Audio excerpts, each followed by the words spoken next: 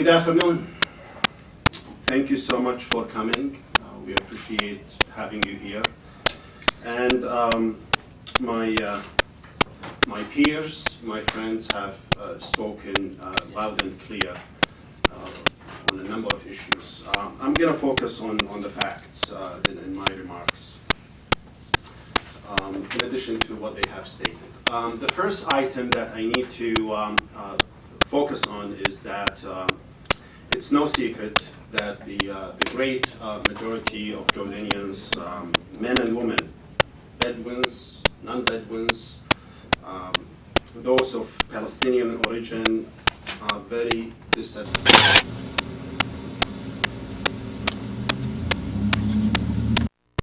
Misuse of authority, lack of basic human rights that are a hallmark of the present regime in Amman. Just to give you a few examples here, 2007, 2010 parliament elections that proved to be fully rigged and fraudulent. Several former prime ministers, Maruf al-Bakhit, Abdulrauf al-Rawabda, ministers, even the most recent appointed chief of the intelligence community, Mohammed al-Ragad, now former chief of the intelligence community, stated very clear that these elections have been rigged in his own presence. Leaders of civil society, academics, national and international human rights organizations have all witnessed and agreed the exponential fraud and rigging occurred in those elections. A scientific poll conducted by the University of Jordan's Center for Strategic Studies, CSS, between October 17th, 2007 and November 2nd, 2007, revealed, and I'm quoting here, more than three quarters said that they were aware of the phenomenon vote buying, out of which 66.3% said vote buying was taking place in their districts. In addition to that, only 12% of Jordanians of Palestinian origin participated in 2010 parliament elections. This is mainly due to out of fear from the current regime and its security forces, and in fact, lack of confidence in the tribal elections law and candidates. Only four candidates from Palestinian refugees, 1 and 15 in other districts. So the rest of winners, 101, are Eastern Jordanians, who make up, 40%, maybe 50% of the population. In May of 2010, the unelected government enacted a temporary elections law that is much worse than the one it replaced. The law mandates random allocation of parliamentary seats to 108 electoral districts, regardless of the population size, and I'm underlying the population size here. This new law keeps the one-person, one-vote system, which grants an unduly large representation to rural and tribal areas, and does not develop a strong, independent parliament. Introduced by a royal decree in August 1993, the one-person, one-vote system, which is used by only two other countries in the world, Vanuatu and Afghanistan, is known to skew election results in favor of certain societal groups, such as rural and tribal areas, at the expense of larger urban ones, as I mentioned earlier. Another fact that I need to share with you, ladies and gentlemen. In June 2010, 117 judges signed a letter protesting the new amendments in the judicial independence law that has recently been endorsed by the unelected and appointed government of King Abdullah II. According to these judges, the amended law violates constitutional guarantees of separation of powers and constitutes an executive encroachment on the independence of the judiciary. And I'm quoting that. According to these judges, this law, quote, grants the royally handpicked Minister of Justice jurisdiction to meddle in the affairs of the judiciary and does not offer the Judicial Council, which is the sole entity that has jurisdiction over the judicial branch, full authority to exercise its power.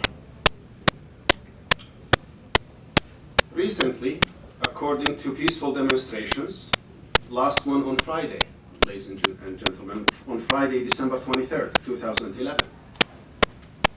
On that Friday, the intelligence community, armed by thugs and security forces, attacked peaceful demonstrators in the heart of Amman. More than 20 demonstrators injured, and several journalists sustained serious injuries. Sami Mahasna, a journalist, rushed to the hospital with broken hand and several injuries in his back and face. Anas Dahamra from Amman News Agency, Raed Al-Ortani from Jordan Days, Yasser Abu Thala from Al Jazeera. On Wednesday, June 15, 2011, King Abdullah ordered his thugs and beat-up squad to attack and terrorize the staff of the agency, France Press News Agency, right there in Amman, in the heart of Amman.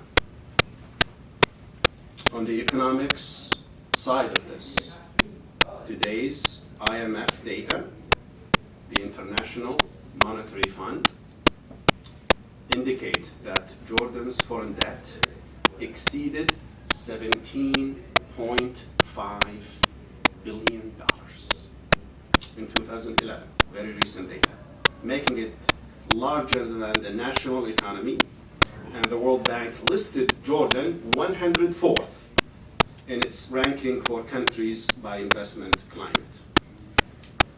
Jordan's trade deficit widened by 20.2% by the end of November 2011 to $9.5 billion compared to $8 billion during the first 11 months of 2010.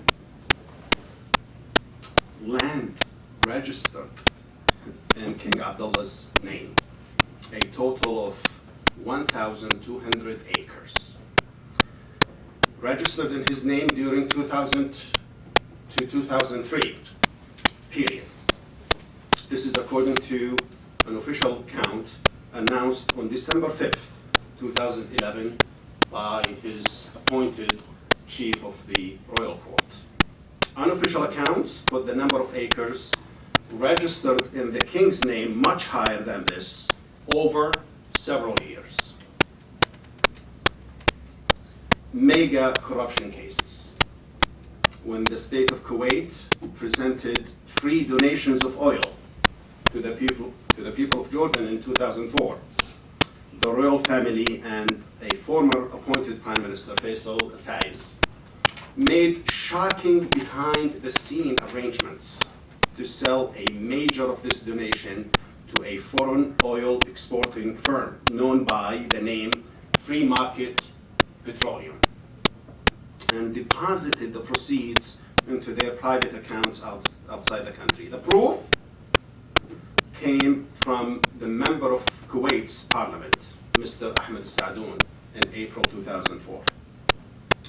Another major scandal unfolded, discovered in 2006, was a cell phone franchise, state license that was sold through secretive arrangements between the royal court and high-ranking appointed officials in the unelected government to an unknown local IT company for $6.3 million. Within a few weeks, the same company sold the license to another IT company in the Kingdom of Bahrain for $635 million. A few days ago, the legislators in the Kingdom of Bahrain, that's the proof, confirmed that this financial scandal and indicated that one Jordanian official alone received a total of $30 million bribe to complete and contemplate this deal. So based on these facts, ladies and gentlemen, that's why we are calling for a regime change. That's why we are calling for the king to step down. It's time. It's time. It has been going like this since he assumed his power in February 1999. Fabrications, lies, deceiving the public, deceiving the international community. We are tired of this. As my colleagues have indicated in their speeches and their remarks, the people of Jordan